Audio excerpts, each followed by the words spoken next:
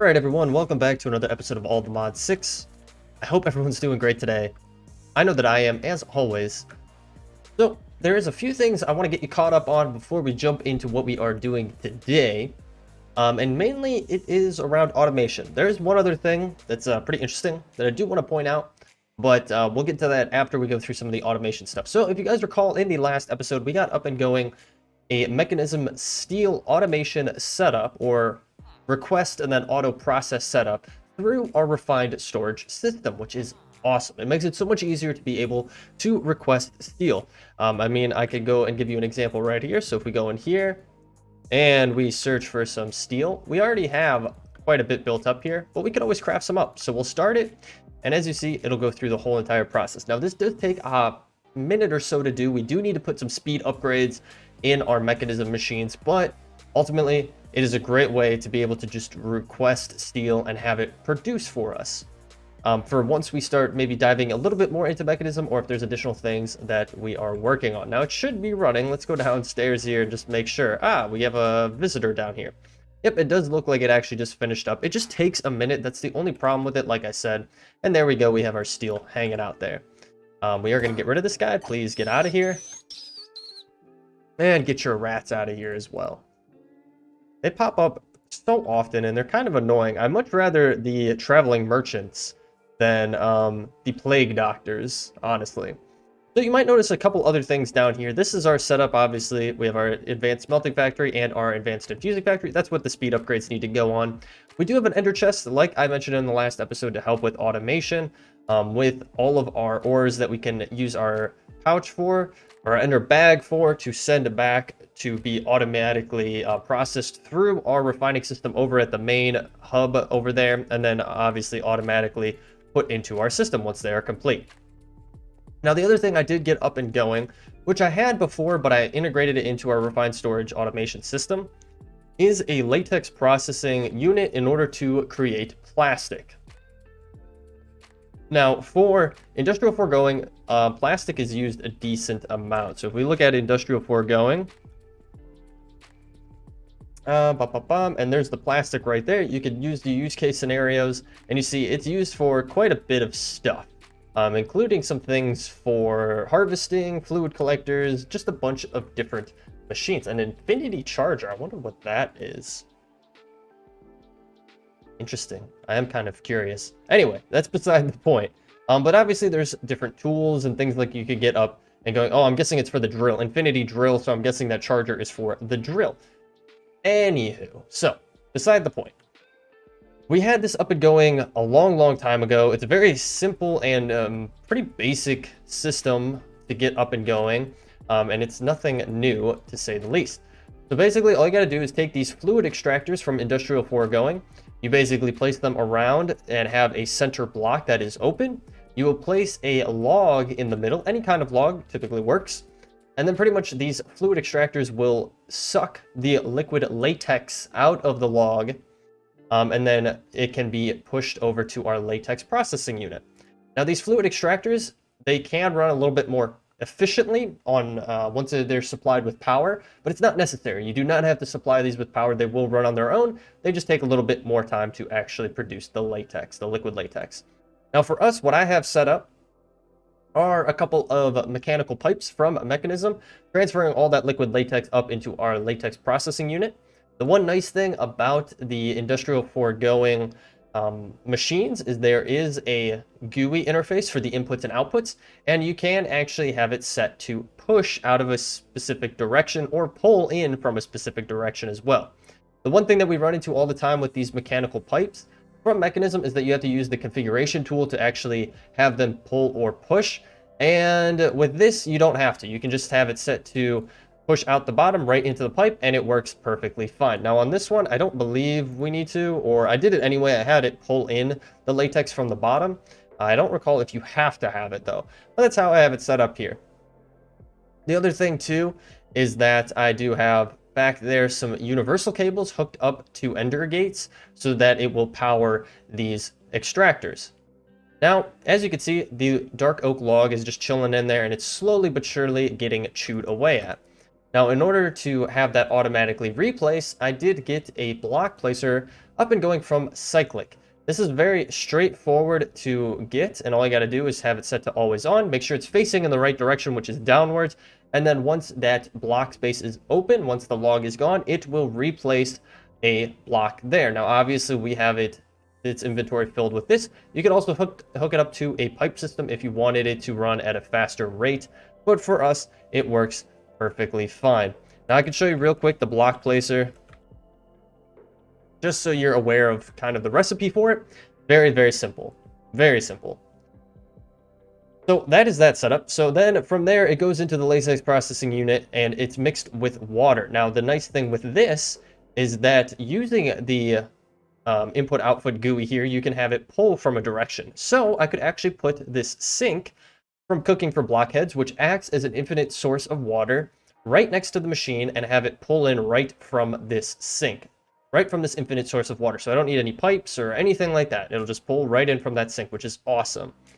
And then obviously it will accumulate some latex. This latex will turn into a small dry rubber, or tiny dry rubber, I should say. From here, I have it auto pushed into a crafter from RF Tools. These are also very straightforward to get up and going. And you can have 2 recipes in this tier 1 setup.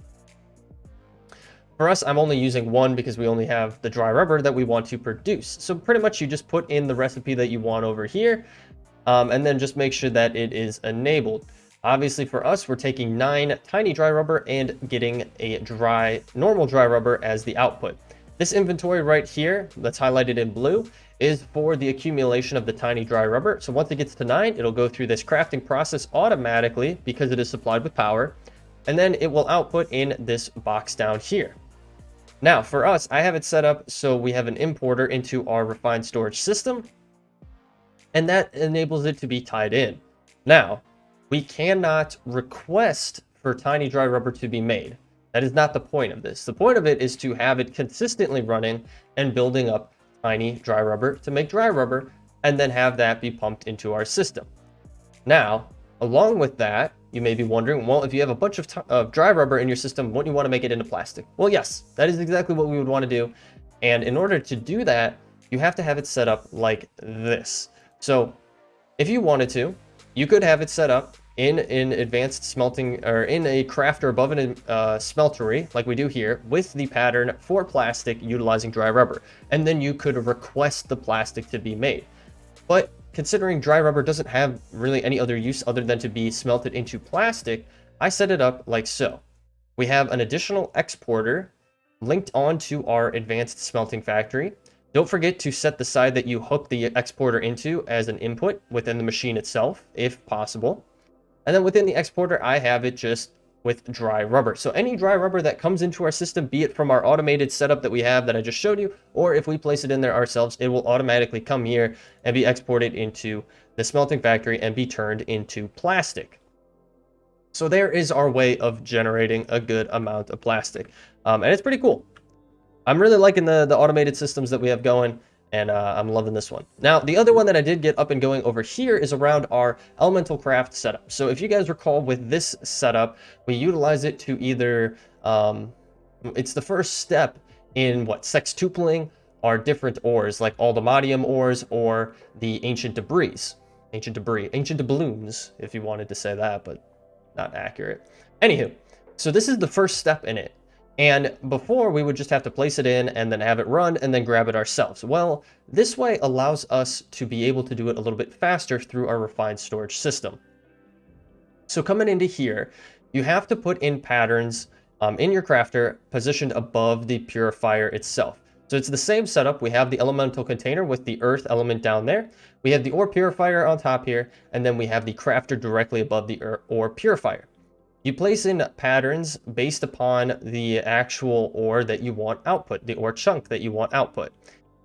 Now, when you do go into your refined storage system to craft these, like we had a vibranium one there.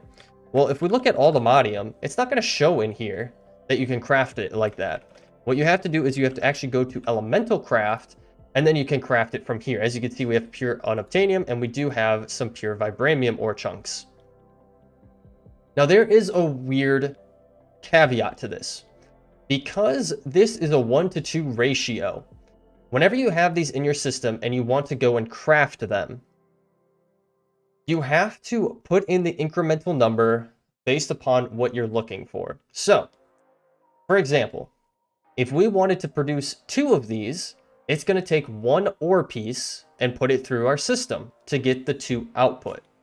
It's not going to take 2 ores to get more, more than the 2 of these. So basically, you need to judge the number here on what the total output you're expecting to be here is. So for this one, it's going to use 1 ore. But if you wanted to get 4 of these, then you would put in either 3 or 4. It'll count for either 3 or 4.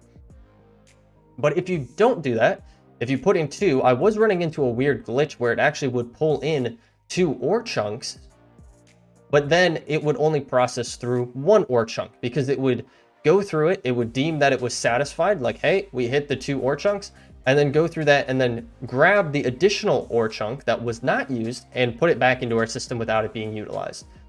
I know it's a little bit confusing. It's easier if I could show it to you, but I've already kind of gone through and fixed it up a little bit and understood it. So just keep it in mind. When you're requesting these, request it on the amount of total output that you expect to get. So 2 ore chunks equals, or 2 of these, ore chunks equals 1 ore piece. 4 equals 2 ore pieces, so on and so forth. So just keep that in mind. So for us, we can do this. If we request 2, we'll hit start. Obviously, it's going to craft up 2 of those. It's going to use 1 of these. And just like so, it'll put it in there. And then I have this set up like this because I was tinkering and testing with it, but you don't have to have it set up with this instrument, output retriever, and chest. You could honestly have your importer directly hooked up to this. I was just running into some weird things with it where I thought the timing was off and stuff, but that is not the case. This should work perfectly fine. Obviously, we'll get the element over here eventually and tie it in so that source does not ever run out. Now, this is really nice because we do get the ore chunks from this, but then from there, obviously, we need to go through the process of then putting these through our whole entire process. And with that, it gets a little bit more tricky. So we're going to want a different setup for that, and it's going to take a little bit more time. So ultimately, that's going to be put off for another episode. Not today. Not today's episode. I'm already doing a lot of talking, walking you guys through a lot of automation stuff, and I feel bad sometimes. I feel like we're not accomplishing a lot of stuff, but a lot of stuff is already done. So hopefully you guys find this a little bit helpful, or at least a little bit interesting here. So then the other thing that we did get up and going, or we dove into a little bit, was around Cyclic. So we got a solidification chamber up and going. We also got a melting chamber up and going from Cyclic. I have them connected with a mechanical pipe from Mechanism. You do need to configure this one to work properly. And what we worked towards was getting this invoker fang, which is actually pretty interesting. Now, you might be wondering why we even got into Cyclic. Well, it just looked kind of cool, and there's a few things I would eventually like to get from the mod itself. So let me run you through real quick. So first, the solidification chamber is utilized in order to make, well, it says it crafts fluids into items, but it makes crystals. So there's these crystals that you can get here, crystal amber and crystallized obsidian. You can see the recipe for the solidification chamber right here, but I'll show you right here how this works. There's a number of other things that you could get as well. So you could craft up nether bricks, you could craft up ice if you wanted to through this, different types of dirt and peat bog stuff and all this crazy cool items. But for us, the main item that we were going for were these crystallized items, so crystallized amber obsidian. Now all you need to do for this is take a fire charge, a block of redstone, and a gold ingot. They do need to actually be in this specific order. If you place them in any other order, it does not work. And then you also need magma, not lava, magma. Now magma, you can get it from the melting chamber. That's why we had the melting chamber set up. So all you got to do is take magma blocks, which they're pretty easy to make if you don't have them already, but you can obviously get them from the nether if you needed. But you take those magma blocks and you can turn it into an actual magma output right here, which is really nice. And then obviously funneling it down into our solidification chamber down here will then combine with all the items and it'll get us our crystals, our crystallized items. And then from there, what I really wanted to do was try to get some of these items up and going. So the first thing that I made was this invoker fang, which is pretty straightforward to make. It's actually really nice. It does require purple stained glass. And I had it nice and neat tucked away on our little item pedestal right here, or item frame. But it is actually really cool. So if you just hit right, oh, okay. So if you hit right in the air, it doesn't work. Like I'm just clicking on my right mouse button and it's not working because you actually have to hit it on the ground. So you hit right on the ground, and as you can see, it creates the invoker animation of an attack, and it's pretty cool. It's not very powerful, but if you are early enough in your gameplay, this is a super awesome weapon to get up and going. Now again, recipe, not too bad. It's actually not too bad to dive too far into it. The only thing that might hold you up is you do need mana infused string, so you do need to slightly get into Botania in order to get this up and going. But there are other wands as well, which is really, really cool.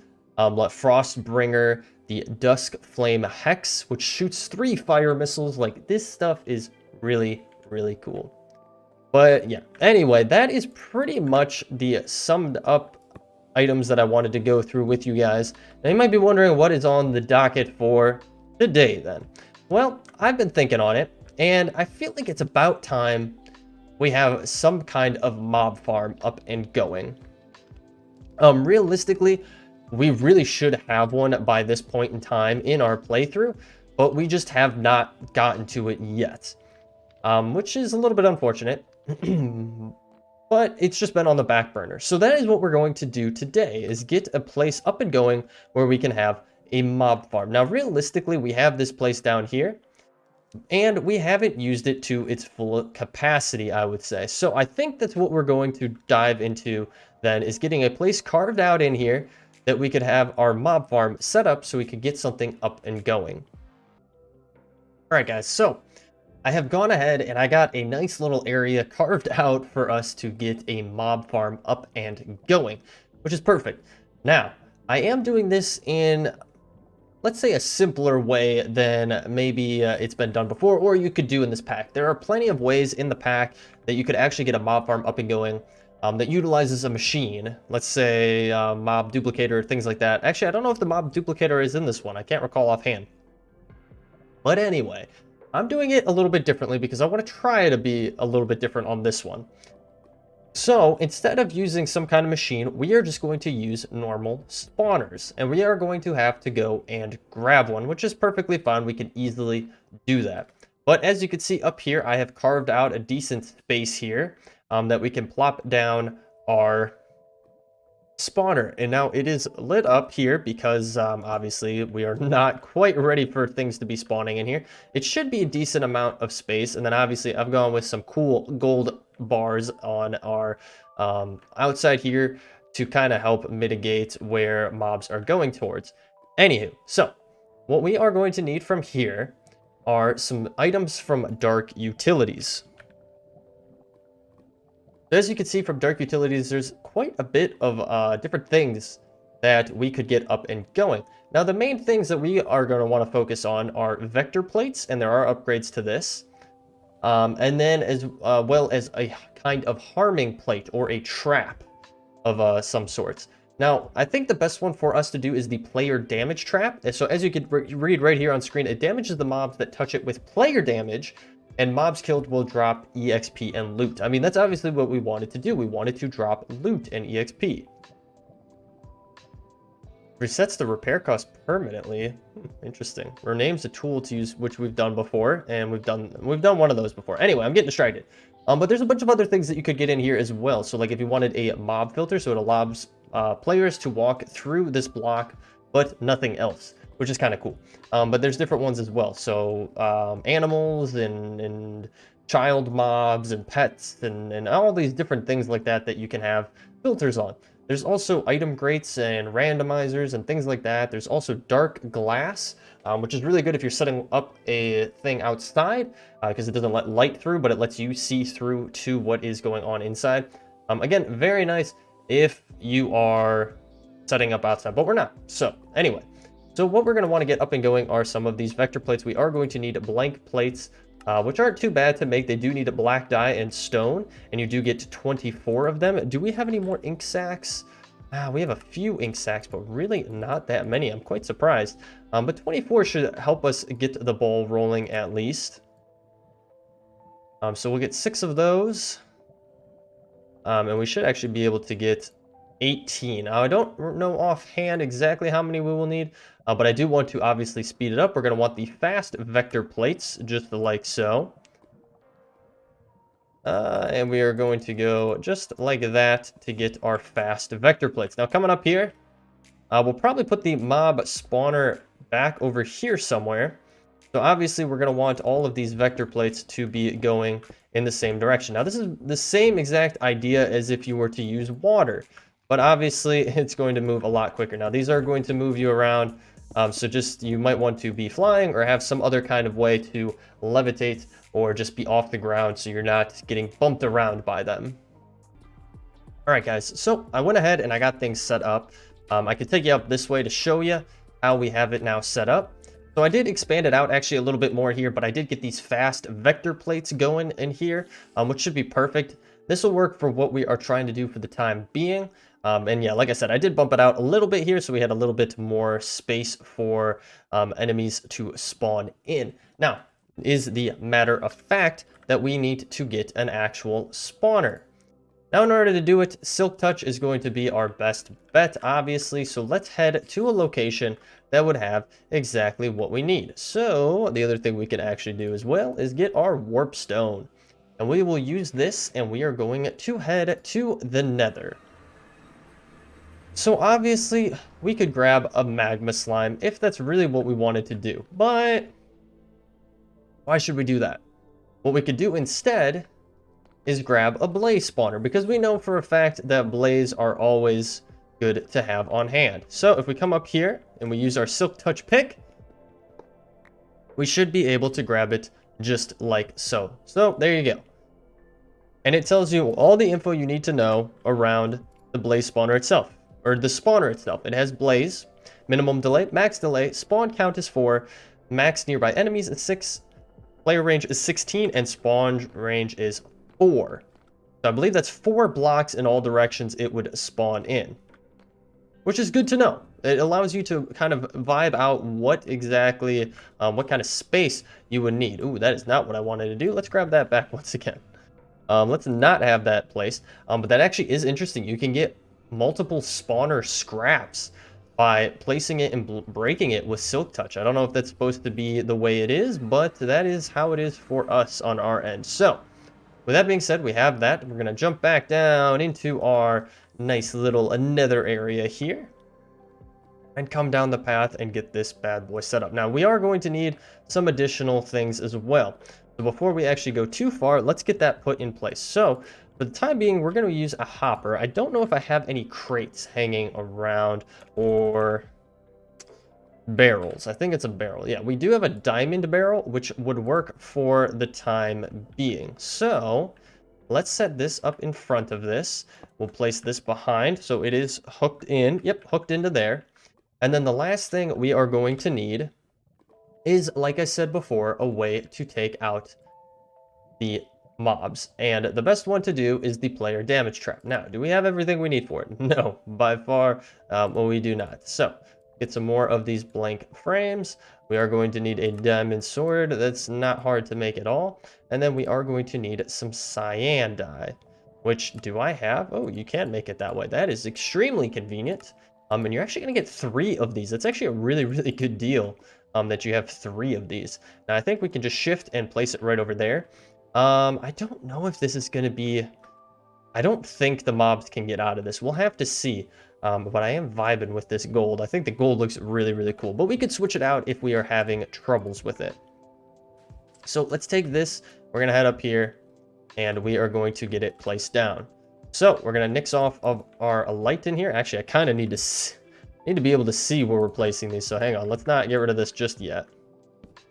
Let's get this put in place first and foremost. So we're not going to want it right on the ceiling. We're going to obviously want space between it and the ceiling. And if it spawns in a 4 direction, I think right here would be the most logical sense.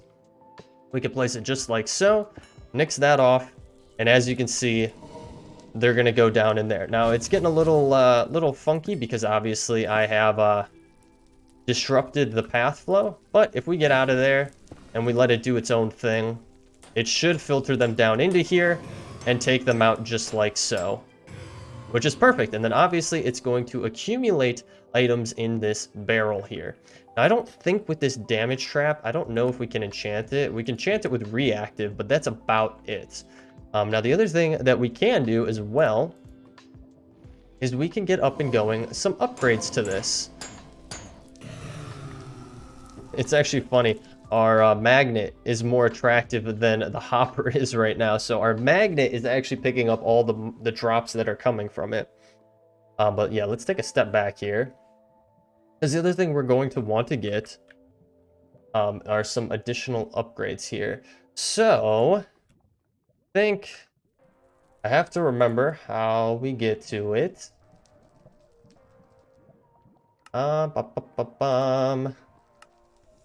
I think what we can do... Oh, here we go. From Apotheosis, that's what we want. So, we go to Apotheosis, have it up here on the screen so we can see through what all is available to us. We can get some different things, different upgrades to the spawner to modify it, which is really, really cool. So, you can have a decrease in the minimum spawn delay, which is actually really nice. So this should make them decreases minimum, decreases maximum spawn delay. So this one would be your best. You would want to use clocks to actually pull down the spawn delay. You could increase the spawn count if you had a fermented spider eye, which would be extremely useful. So let's get one of those. Increases max nearby entities. We could try that out. Increases required player range. Meh. Increases spawn range. Don't really need it. Ignores spawn conditions. That could be actually very interesting. Ignores nearby players would be also very good, because then that doesn't mean we have to be right next to it for it to run. Ignore spawn cap. This is disabled. Okay, so you can't use that. We are going to want a comparator to enable a redstone control. And then actually, if you were to get any kind of spawn egg, you can actually change the entity that is being spawned, which is pretty cool. So, with that being said, let's get a few things here. So we're going to want this. And I'm going to have to craft up a couple more redstone torches here. And then we're also going to want a lever for the time being. Now, realistically, what would probably make the most sense is to do this wirelessly. But for the time being, this is going to work perfectly fine. So we'll hop in here, and then I believe all we have to do is shift and click on it. And as you can see, engineered spawners. And as you can see, the particle effects have been turned off, which is awesome. So if we apply a redstone signal, it turns on, it turns off. So pretty straightforward. Really, really useful to have that up and going. Now, getting a fermented spider eye would be kind of cool, because this one would increase the spawn count. So, we don't have any mushrooms, though. That's actually kind of surprising that I don't have any mushrooms, because I would have sworn I put some mushrooms into our bag here. Is this a brown? That's a death cap. Definitely not what we need. Do we seriously not have any brown mushrooms? Death caps. Wow. Okay. I guess we don't have any brown mushrooms hanging out. I guess we would have to go looking for some brown mushrooms here. Actually interesting that those death caps spawned on there. Let me do some searching here. Alright guys, I managed to find some mushrooms, but I did come across this guy. Doturacum? I have no idea. I've definitely mispronounced it, but not too hard to take him out. We did get a netherite chest plate, netherite leggings, a shield, which isn't like super useful. We do need those. Please don't get rid of them. Zombie heart. A little bit of lag there. Whoa, okay, we got a wraith heart and Lucas's reinforced ironclad rusty barboot of tenancy. What? That is a mouthful, but it has indestructible on it. Indestructibility on this helmet. That is kind of rare to see. So that's the same exact enchantment that we would get from the items that we would add on to our tools, the Starbellium or whatever it is called. So that's actually really interesting that we were able to find that on a random loot drop. Wow, okay. But anywho, so with that in hand, let us be able to get this up and going here. So we got to go into here. I'm going to throw some of this stuff into our inventory, just like so. We're going to grab some of these. We can get 5. So let's do that. We're going to hop in here and apply all of these to this. Let's see how it works. I think if you want to see where it stands, then you have to actually break it. A little bit unfortunate. Oh, those guys are not happy. Let's get that turned off. And he should be able to, they should all be able to float down here. They'll kind of go downwards, and then there we go. Now, the other thing I did obviously want to get up and going is an Aldemodium piece. So let's get that really quick, because I believe I have one hanging out here. So why not utilize it on our setup? Now, I don't believe I actually have a wither star, so we can't use that right now. But we could take this, throw it on there, unchecked spawning. So like I said, just to reiterate, it ignores spawn conditions. So even if it's bright out or whatever it may be, it should still work. Now, finally is the nether star, and I don't believe I actually have one, like I said. Ooh, actually, I do have another star. Okay, let's get that bad boy on there. Factory ready. And just again, for reference, the nether star is going to ignore nearby players, so this should run all the time, which might not be the best thing to do. But anyway, I think it'll still be pretty cool to get up and going here. So, like I said, let's turn it on. Let's see how she works. And what I'll do is I will close that off for the time being. And we'll come down here. And it should work. Oh my gosh.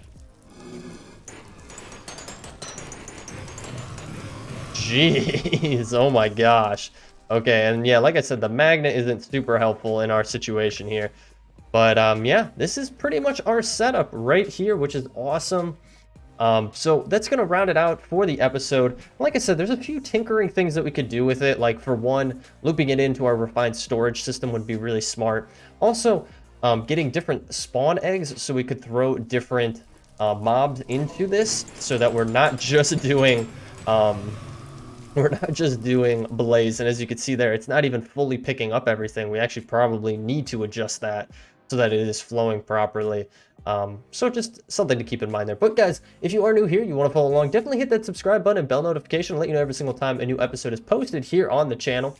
I do stream over on Twitch. That link is in the description down below, along with a link to our Discord. It's a community Discord server that is open to anyone who feels like joining in and hanging out and having a good time. Of course, we do have some rules over there, so please be nice, and please, you know, just don't post spam over there. Just have a nice time, chit chat, and do whatever you would like to do. But other than that, guys, thank you so much for hanging out with me today. I appreciate it so very much, and I will catch you all in the next episode. Take it easy.